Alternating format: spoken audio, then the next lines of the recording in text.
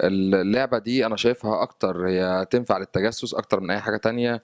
ومش حاسس إن شركة لعب اللي عاملاها، لأ ده جهاز مخابرات هو اللي موسع اللعبة دي.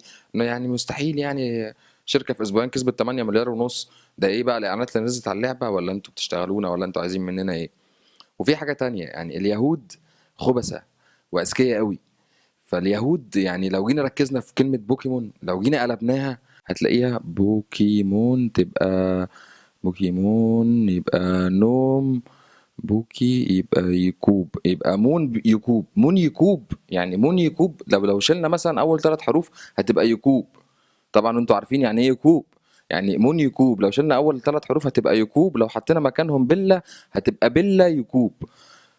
بيلا يكوب، يعني لو شلنا بيلا بقى وحطينا بدل اليكوب وقمنا حاطين حرف لام في الاخر تبقى بيلا يكوبيلا او بيلا يكوبول.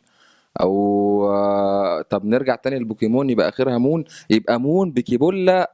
مون تبقى مون بكيبولا، بولا بكيمون يعني، او مونول بكوبولا بكوبول. المهم هي احنا علينا مؤامره يا جدعان، احنا علينا مؤامره، وده اللي انا عايز اكده لكم، احنا علينا مؤامره، يعني مؤامره بنت 60 كلب. فاحنا لازم نحافظ على الوطن، ما ينفعش كده، ما ينفعش يا جدعان تلعبوا اللعبه دي، احنا مصريين والمصريين بيحبوا وطنهم.